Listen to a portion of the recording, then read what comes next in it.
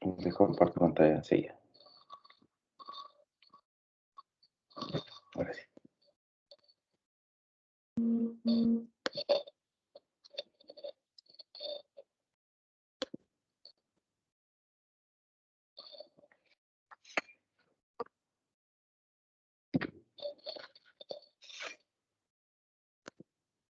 Ah,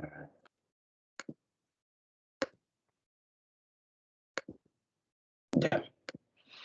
¿Se ve mi pantalla, cierto? O sea, la pizarra, perdón. Sí, se ve. Ya. Lo que no se ve es... Ahora sí. Entonces vamos a describir este proceso de diagonalizar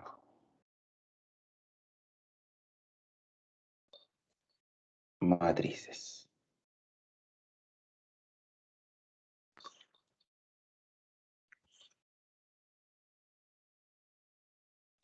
El nombre es bien sugerente. El nombre ya nos dice algo. Nos dice que estamos hablando respecto a algo que tenga que ver con la diagonal. Eso es lo primero, ¿ya?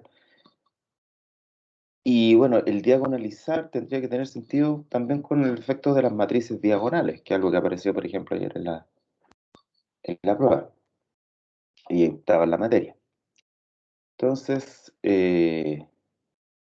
vamos a decir lo siguiente. Una matriz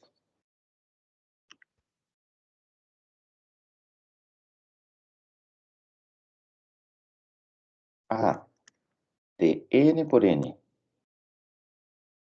es diagonalizable, diagonalizable, sí, y solo si existen matrices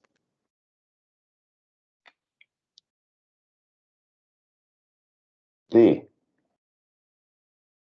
igual a la diagonal de lambda 1, 1. Esto es más fácil que lo ponga así. Lambda 1, lambda 2. Lambda 1, lambda 2, hasta lambda sub n. Bien, obviamente, si está escrito así es porque es matriz diagonal. Pero lo voy a colocar por si alguien tuviera alguna duda. Matriz diagonal.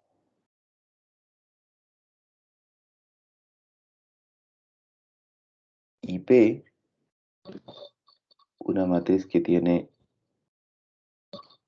P1, P2, hasta P sub n. Obviamente esta matriz, ambas, esta que está acá es de n por n, esta es de n por n, y esta es matriz invertible. Eso entre paréntesis significa que existe P a la menos 1, tal que se satisface lo siguiente.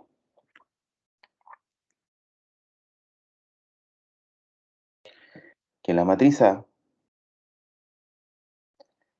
se puede escribir exactamente eh,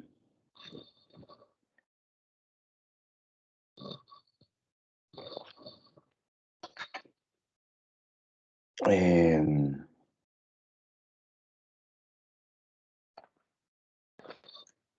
como P por D por P a la menos 1.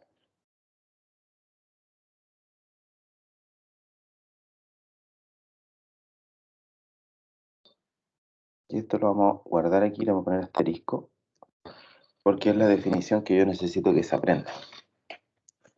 Cuando hablamos de una matriz diagonalizable o de diagonalizar una matriz, lo que uno tiene que entender es que primero se diagonaliza una matriz cuadrada Y diagonalizarla significa escribir la matriz A de otra manera. O sea, lo que estamos proponiendo aquí, lo voy a poner aquí aparte, porque no es parte de la definición, pero solamente para que entiendan qué significa. Supónganse ustedes que A es la matriz A11, A12, lo clásico, como lo hemos escrito siempre. A21, A22, hasta A2n y hacia abajo, AN1, AN2, hasta A sub NN. Eso sería una matriz de n por n. Matriz cuadrada, obviamente, porque es de n por n. Entonces, qué está proponiendo asterisco? Dice, si la matriz A es diagonalizable, quiere decir que existe, y vamos a partir por esta. Quiere decir que la matriz A se puede escribir como el producto de tres matrices. Y esas matrices son la D que va al medio, y la D está provista, y como dice ahí, es una matriz diagonal, así que sería lambda 1, 0, un montón de ceros hacia allá, en realidad n menos 1 ceros para allá, n menos 1 ceros hacia abajo, lo mismo hacia la derecha, pero aquí en la diagonal nosotros sabemos que van los números lambda 1, lambda 2, lambda 3, hasta lambda sub n. Y fuera de la diagonal obviamente son ceros, porque es matriz diagonal. Entonces estamos diciendo que la matriz A se escribe como la matriz D, esta, premultiplicada por la matriz P. ¿Y qué es lo que sería la matriz P? Según lo que dice acá, está formada por P1, P2, P3. Pero eso como que no dice mucho. Los P, en realidad, esos P que están ahí, no son números. Estos que están aquí son matrices de n filas por una columna. Cada uno de ellos es una matriz que tiene n filas y una columna. Eso generalmente se conocen como vectores. ¿Mm? Entonces, para ponerlo más ad hoc, vamos a decir que eso va a ser P1 va a estar formado por P sub 1, 1, P sub 2, 1. Esto es minúscula para que no se confunda con minúscula. Vamos a poner ahí P sub 1, 1, P sub 2, 1, hasta P sub N1. Todo eso sería el P mayúscula 1. Por lo tanto, el P mayúscula 2 sería P sub 1, 2, P sub 2, 2, hasta P sub N2. Y así sucesivamente. Hasta el último, que sería P sub N, que correspondería a los elementos P sub 1N, P sub 2N, hasta P sub NN. O sea que la matriz A sería el producto de la P que acabo de definir por la matriz D. Es decir, la matriz D premultiplicada por la matriz D, perdón, premultiplicada por la matriz P y posmultiplicada por la inversa de esta misma matriz. Es decir, por la misma matriz, pero su inversa.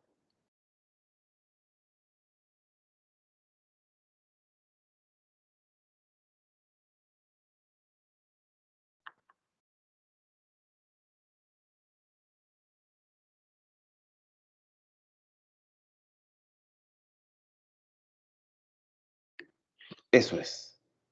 Entonces, estamos diciendo que para diagonalizar la matriz A, yo tengo que describir una manera diferente de representarla.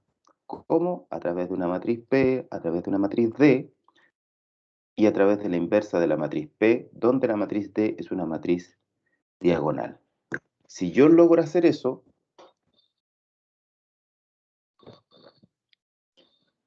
Entonces, si yo logro hacer eso, estaré diciendo que la matriz es diagonalizable. ¿Se entiende la idea?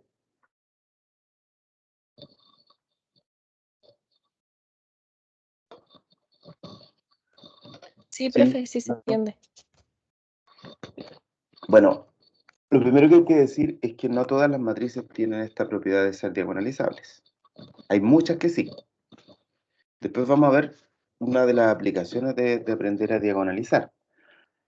Pero yo les voy a explicar enseguida una que es súper práctica y súper bonita, súper armoniosa. Pero primero tengo que convencerme que ustedes entienden que lo que estoy diciendo es que estamos bajo el contexto de que conocemos o que nos es dado, perdón, una matriz A y esa matriz es cuadrada. Y yo lo que intento cuando digo esa matriz A es diagonalizable, es decir, si yo le puedo dar una escritura nueva. ¿Cuál escritura? Esta que está aquí. ¿Ya? Eso es lo que estamos diciendo. Entonces, para que se entienda el sentido de esto, a modo de ejemplo nomás, no lo vamos a hacer todavía porque tenemos que aprender que esto no es tan sencillo como parece y que se va complejizando cuando la matriz A es más grande. Si yo pusiera esta matriz clásica, tradicional, 1, 2, 3, 4, la pregunta sería si A es diagonalizable.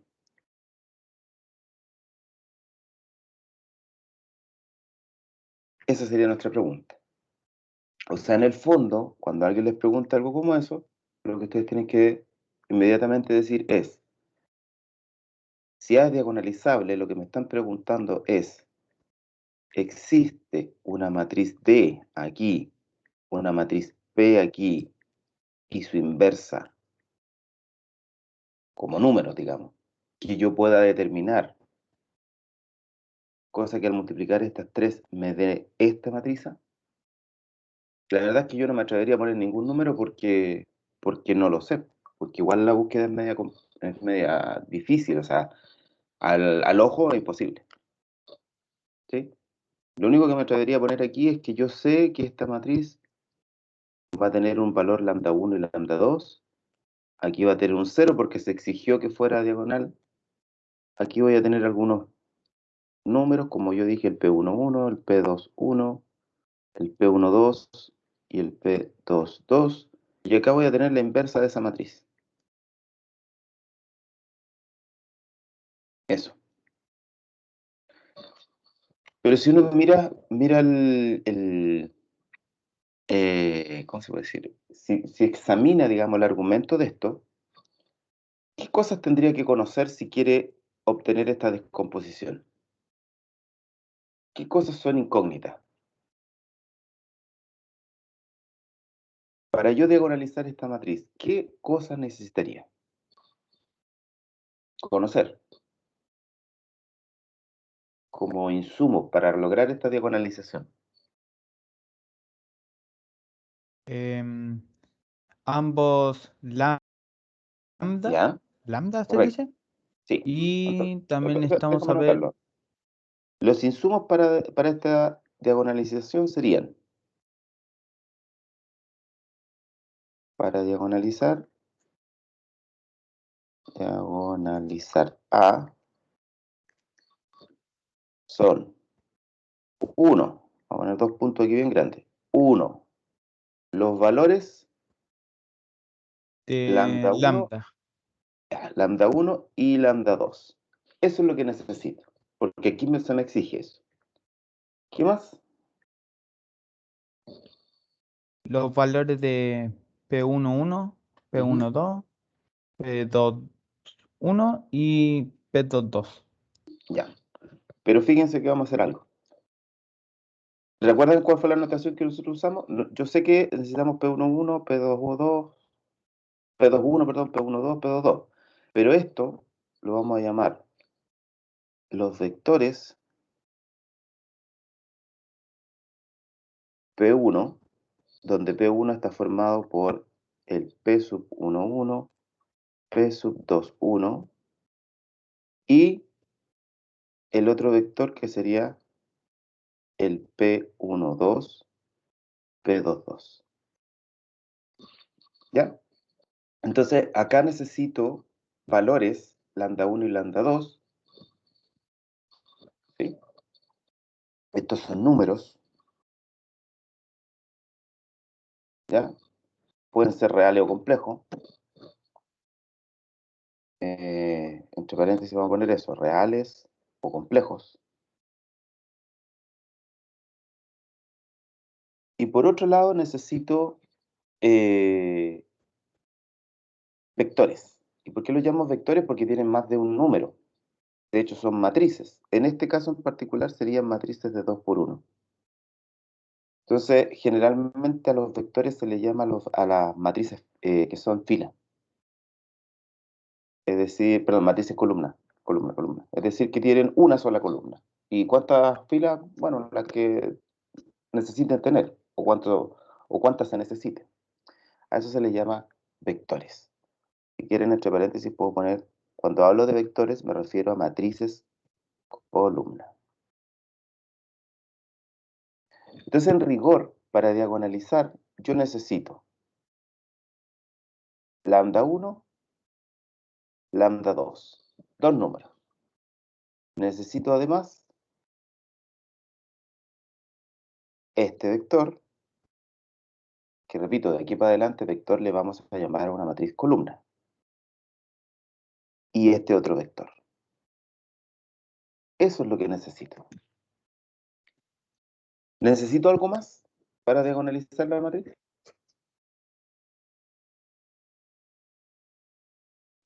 Como insumo me refiero.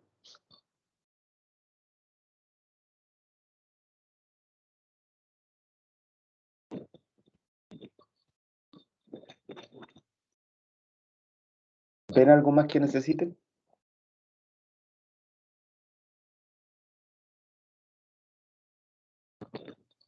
Yo veo que no. ¿Y estos que están acá?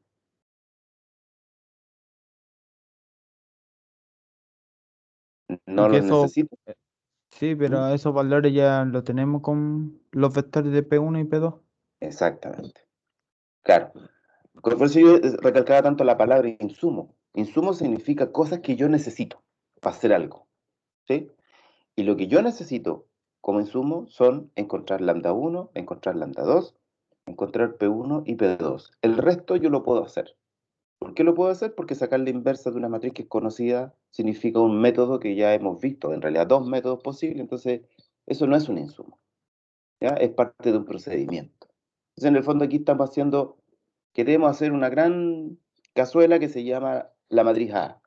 Y los ingredientes son, necesita lambda 1, necesita lambda 2, necesita P1 y necesita P2 y nada más, porque el resto todo lo puede armar usted.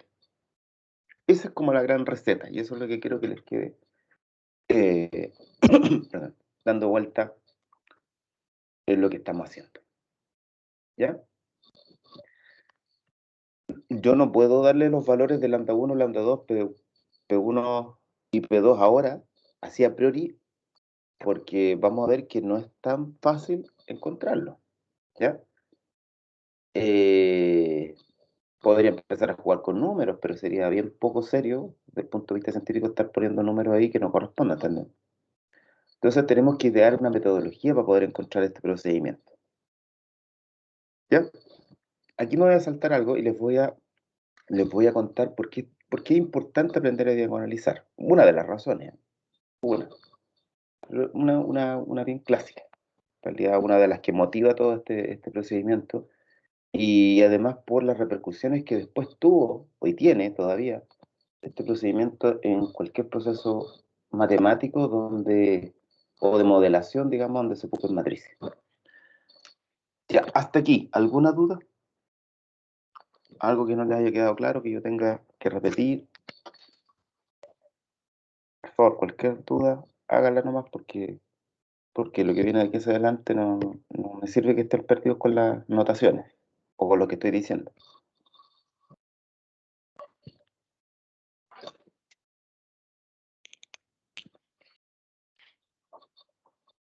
Hasta ¿No? aquí yo estoy bien. Está fácil hasta el momento.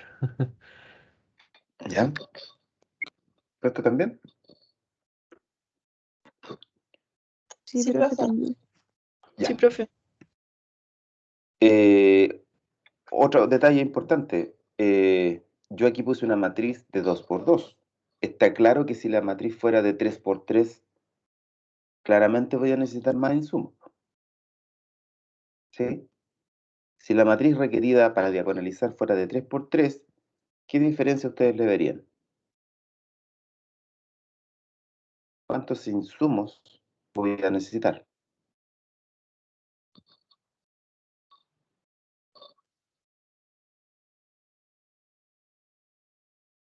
Estaríamos otro lambda Ujú. y otro vector, un P3. Pero te falta un detalle. Que los vectores P1 y P2 y P3 no son los mismos que están aquí. Son diferentes. ¿Y en qué se diferencian? Que hay 3 valores. Claro. O sea, estamos hablando de vectores que son más grandes. Es decir, estaríamos hablando de vectores de 3 por 1. ¿Sí?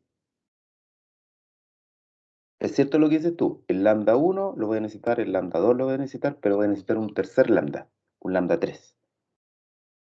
Y como ya necesito un lambda 3, quiere decir que la matriz D creció. Ahora ya no puede ser de 2 por 2, tiene que ser de 3 por 3. Porque la matriz A supuestamente es de 3 por 3. Entonces todas las matrices van a ser de 3 por 3. Por lo tanto, crece la dimensión de cada uno de los vectores, además de crecer el orden de la matriz. ¿Se entendió lo que quise decir o no? Porque acuérdense que la definición acá original habla de matrices de n por n, así que ojo con eso. ¿Ya? ¿Se entendió bien eso? Sí, profe, se entendió. Ya, voy a poner una página más. Entonces, me refería yo a la motivación. ¿Por qué diagonalizar? ¿Por qué interesa hacer esta pega? Bueno, una de las motivaciones esencial es la siguiente. Se da entonces matriz diagonalizable.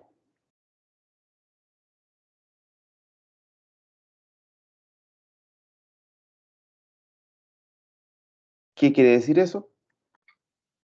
Que A se puede escribir como P por D por P a la menos 1.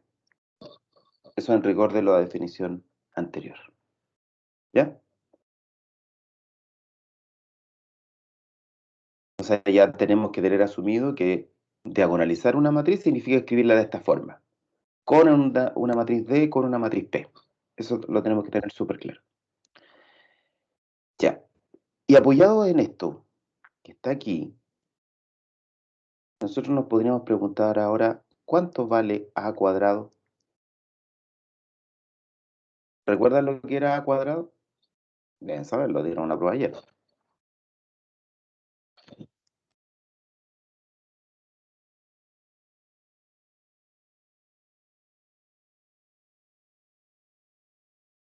¿Qué es lo que es A cuadrado?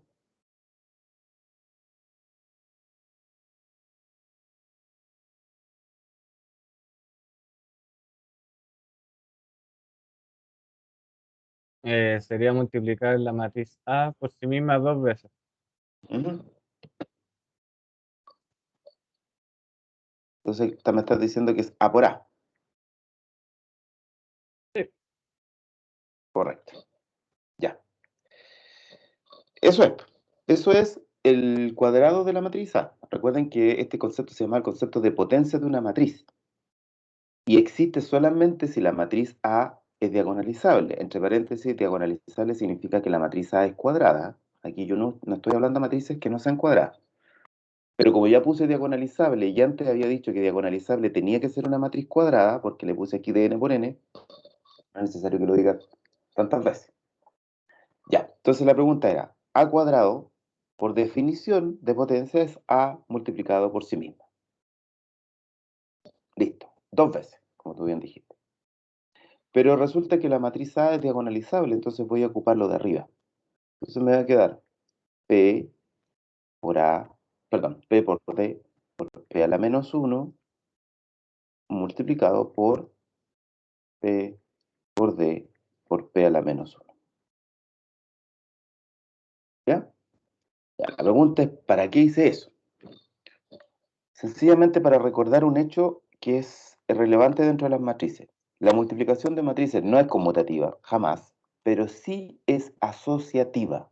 Es decir, yo puedo asociar de la manera que a mí se me ocurra las multiplicaciones que tienen las matrices. Entonces, como es asociativa, yo podría dejar escrito esto de la siguiente manera. P por D por P a la menos 1 por P por D por P a la menos 1. ¿Me siguen hasta ahí lo que hice, no?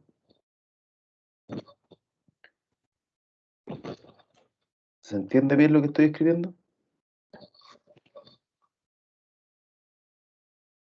A ver, ¿cómo? No entendí aquí más. No entendí muy bien la parte después de P, D por P, a la menos 1. Ya, pero, ojo, yo dije una palabra que no sé si están todos claros. Dije que la multiplicación de matrices era asociativa. ¿De dónde saqué eso? O sea, más que dónde lo saqué. ¿Qué significa para ustedes?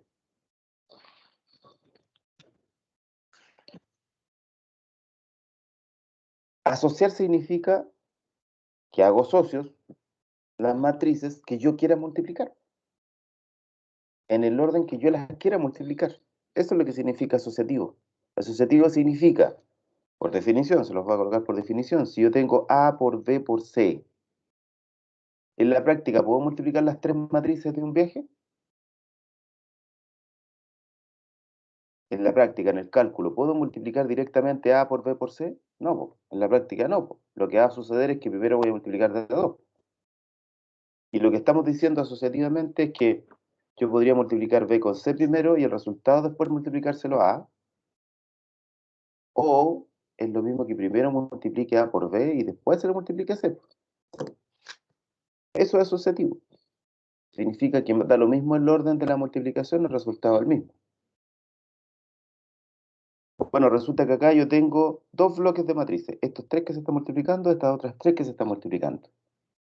Y lo que estoy diciendo es, como todas estas son multiplicaciones, yo tengo la elección de multiplicar y elegir cómo quiero hacer la multiplicación. Esa es la bondad, digamos, de esta propiedad. Y lo que elegí fue tomar las 2 primeras, multiplicarlas, tomar las 2 segundas y las 3 terceras, no sé cómo decirlo, las 2 terceras y multiplicarlo. Eso fue lo que estoy diciendo. De hecho, ni siquiera la he multiplicado. Estoy diciendo cómo lo voy a hacer. Ahora sí me explico bien, ¿no?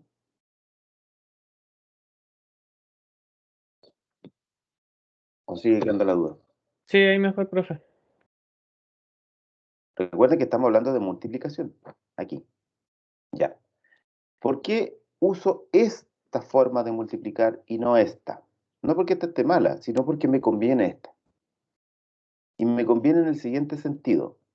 La definición de que A sea diagonalizable exigía 2 cosas. Que existiera una matriz D que era diagonal y una matriz P que fuera... ¿Qué tenía que ser la matriz P? Aparte de la forma, tenía que ser invertible. ¿Y qué significa que una matriz sea invertible? Que existe la matriz a la menos 1. O sea que existe la inversa de la matriz. Eso significa. Por lo tanto, voy a escribir nuevamente aquí, el espacio nomás. Decir que esto, o a ver, para no perder la idea, lo voy a seguir poniendo acá a la derecha. Ahí. Lo importante de eso es que esto, ¿cuánto valdría? ¿Cuánto valdría P a la menos 1 por P? Si P es una matriz invertible.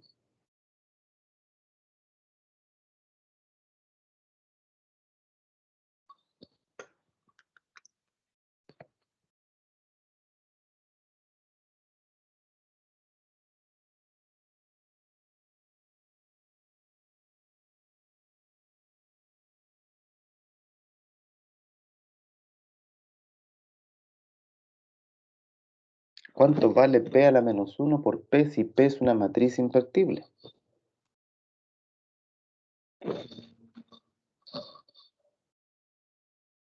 Sería la identidad.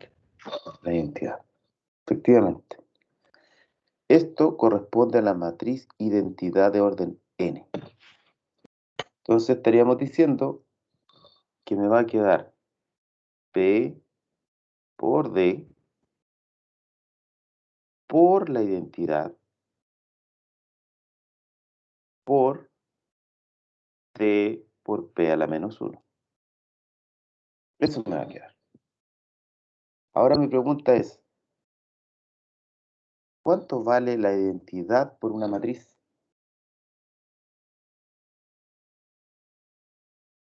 Vale la misma matriz. Vale la misma matriz. Por lo tanto, toda esta parte, independiente que aparezca la identidad ahí, me va a quedar D por P a la menos 1. O sea que me estaría quedando que A cuadrado es P por D por T por P a la menos 1. Eso es lo que me estaría quedando. Producto de haber hecho esa asociación. Y esto, como sigue siendo una multiplicación, yo lo puedo asociar de una manera diferente. O lo puedo dejar escrito como P por T por D por P a la menos 1. Que finalmente se puede resumir como P por D al cuadrado por P a la menos 1. Entonces quiero que rescatemos este resultado.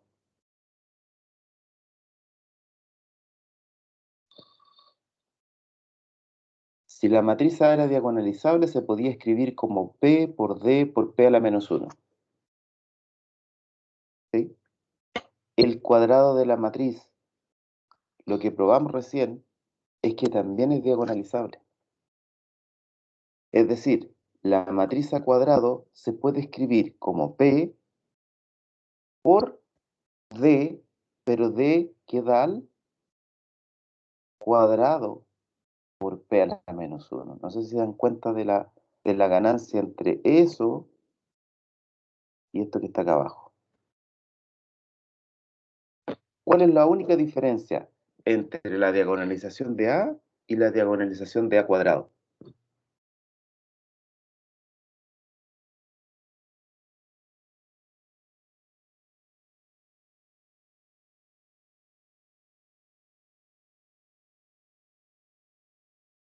¿Cuál es la diferencia entre la diagonalización o la forma de escribir A y la forma de escribir A cuadrado? ¿En qué cambiaron esas dos cosas que yo acabo de marcar en los recuadros? ¿Cuál es lo único que difieren? Que D está al cuadrado. Que D está al cuadrado nomás. Pero sigue siendo la misma matriz D y sigue siendo la misma matriz P del principio. ¿Y qué es lo que es D cuadrado? Bueno, es multiplicar la matriz D por sí misma. Así que, es más, la matriz D es diagonal, ¿cierto? Y ayer les puse un ejercicio yo en la prueba. ¿Qué pasa si ustedes multiplican dos matrices diagonales?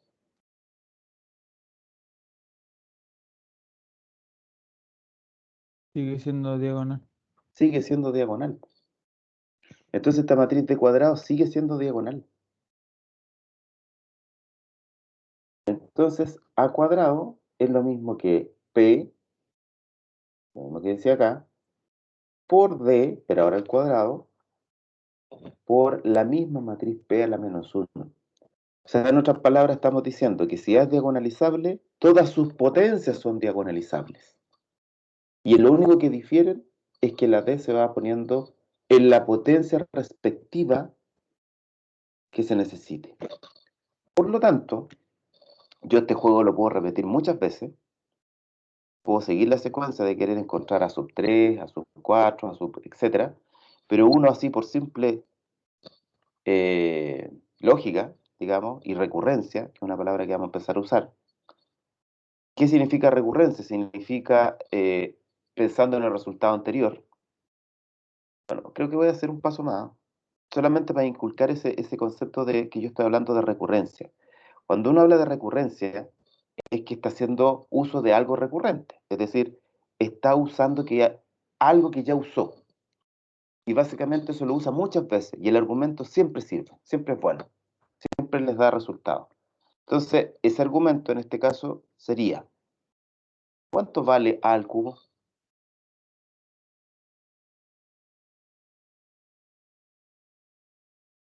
Según esta lógica que estamos usando, P de cubo, ¿ya? P menos 1. P menos 1. Ya, eso es lo primero que a uno se le ocurre, ¿cierto? Es como seguir el patrón de algo. Pero distinto sería que uno dijera, bueno, ¿pero por qué? ¿Me puede probar por qué es eso así? Y uno tendría que decir, bueno, porque ya tengo dos resultados anteriores. Y eso me sirve. ¿Por qué? Porque A al cubo yo lo puedo escribir como A al cubo, o sea, al cuadrado por A. ¿Están de acuerdo con eso, no? Y A al cubo yo lo puedo escribir como A cuadrado por A.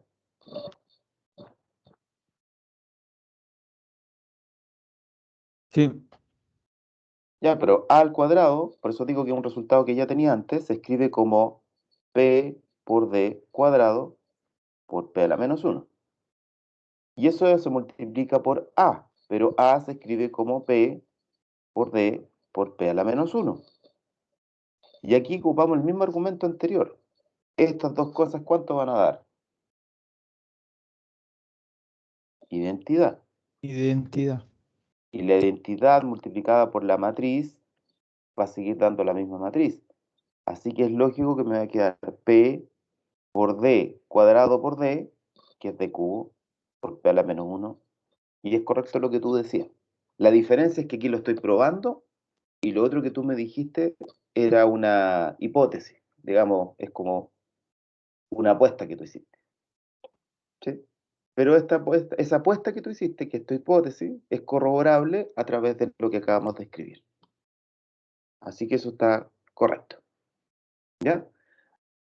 Bueno, si nos damos cuenta que A se puede escribir de esta forma, que A cuadrado, la única diferencia es que me queda D al cuadrado y A cubo es de al cubo, digamos,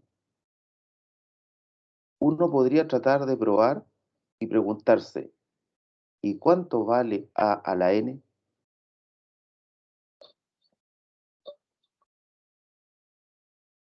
Y esto es interesante hacerse esta pregunta porque A a la N es la potencia enésima de la matriz A y representa la matriz que representa todas las anteriores. Porque basta con que yo le ponga un n fijo, con que al n le ponga un número, por ejemplo 2, 3, 5, y voy a obtener la matriz potencia que yo quiera. Entonces, ¿cuál sería la hipótesis? ¿O cuál es la conjetura que estamos tratando de... ¿Qué sería para ustedes A a la n?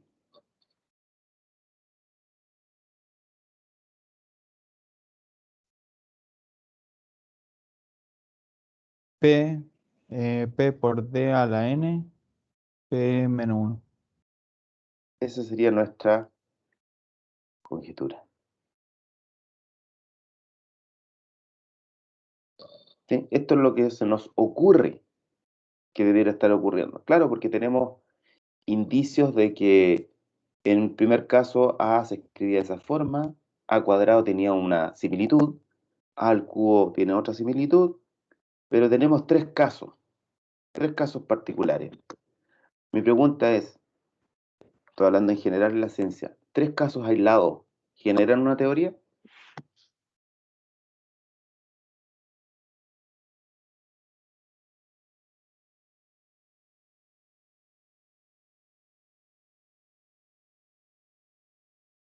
¿Cómo fue la pregunta? Mi pregunta es, tres casos aislados, estoy hablando en términos científicos, generan una teoría, son capaces de, si suceden tres casos aislados como esto, son capaces de generar algo que sea teóricamente sustentable, sólido.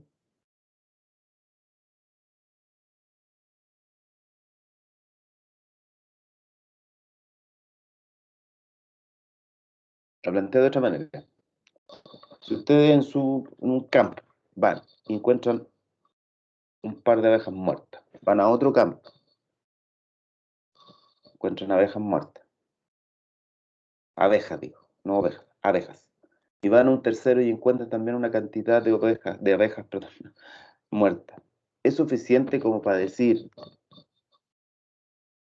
que las abejas están en peligro, por ejemplo? ¿Sí? ¿Sí? Con esos tres casos. ¿Es suficiente?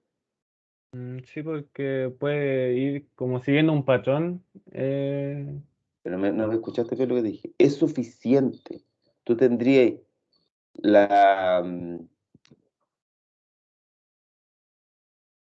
pongámoslo en este sentido. Si tú fueras periodista, digamos, de investigación, y encuentras los mismos tres casos, ¿tú publicarías un artículo en el diario que dijera la muerte de las abejas?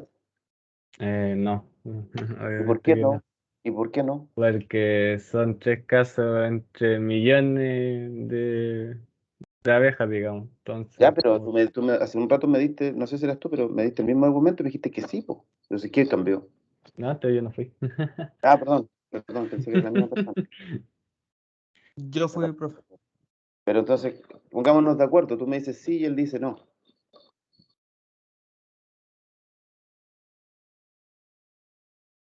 Por solo mirarlo, no. Pero, Pero si uno comprueba y sabe que hay un patrón, se puede llegar a una conclusión. ya, pero pero eso es lo que te estaba saltando, que es lo más importante. Tú me dijiste al principio que sí, porque yo tengo que ser capaz de determinar un patrón, pero primero tienes que tener ese patrón, tienes que tener una evidencia.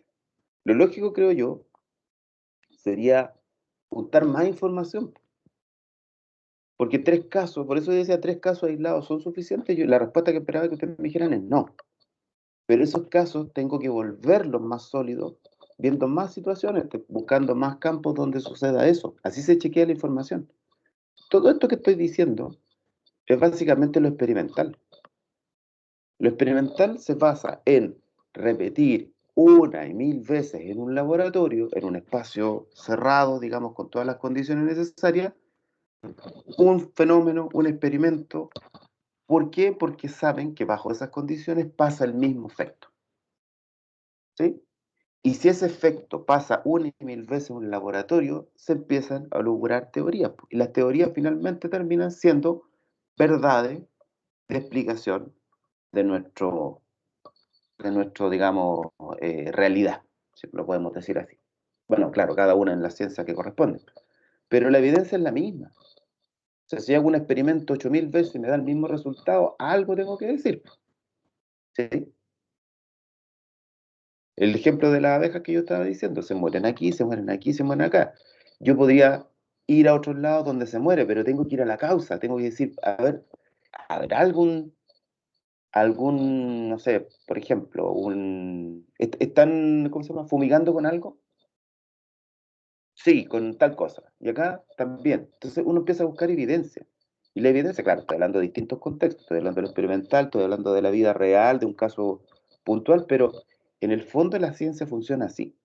Funciona desde juntar información respecto a ciertos hechos, experimentales o no, del diario vivir generalmente, y empezar a lograr una hipótesis. Pero esa hipótesis, digamos, es algo que uno mantiene en la cabeza, pero llega el momento de querer probarla. ¿Y, y cómo lo probamos? Esa es la gran pregunta. Hay distintas formas de validación. Uno también se puede quedar solamente en lo experimental, pero aquí es donde entran las ciencias un poquito más duras, como la física, como la matemática, etcétera, que son ciencias que tienen propios métodos instrumentales de demostración. Es decir, tienen un lenguaje propio que cuando uno le entrega una cierta información de recogimiento, trabaja sobre sí misma y es capaz de dar una teoría final. ¿Sí? Por eso las ciencias no son una desamparada de la otra. Para alguien que le gusta estudiar la ciencia, alguien que va a ser ingeniero, no puede renegar de otra ciencia, no puede decir, no, a mí la matemática yo la odio, no, sabe que a mí la física es la que no me gusta, no, la química no, no puede hacer eso, porque se equivocó de rumbo, ¿sí? Una cosa es que le cueste, y eso es parte de lo que el ser humano necesita, a todos nos cuestan ciertas materias, o todos somos más hábiles en alguna y más pernos, digamos, en otras. Pero lo único que uno no puede hacer si se mete a hacer esto, de querer ser ingeniero, querer tener un espíritu científico de pensar las cosas, es decir, no, yo eso no, eso no lo hago. Porque significa que se equivocó de profesión. Es como decirle a un doctor, o un doctor diga, no, sabe que a mí no me gusta operar. Bueno, puede que no le guste, pero lo tiene que hacer, ¿no? Lo tiene que hacer. Si no le queda otro, se va dirigido a este camino. ¿Sí? Entonces, ¿por qué ahondo tanto en eso? Porque aquí, hasta lo que nosotros tenemos un caso, 2 casos, 3 casos y una hipótesis. La hipótesis es que a la n se puede escribir como p por d a la n por p a la menos 1. Pero realmente, ¿cómo probamos esto? O sea, ¿cómo lo pruebo? ¿Cómo digo esto? Sí, es una teoría. Bueno, usando las técnicas que la matemática misma nos podría aportar. ¿Ya? Eso es lo que vamos a hacer. Son las 9:22, vamos a hacer un receso. Y a la vuelta hacemos la prueba de efectivamente llegar a una teoría que dice que esto siempre se va a cumplir. Es decir, que la enésima potencia de una matriz se puede escribir como P por D a la N por P a la menos 1. ¿Ya? Vamos, son las 9:22. ¿Cuánto damos? 10 minutos siempre. 9:35. Volvemos. Voy a parar el video.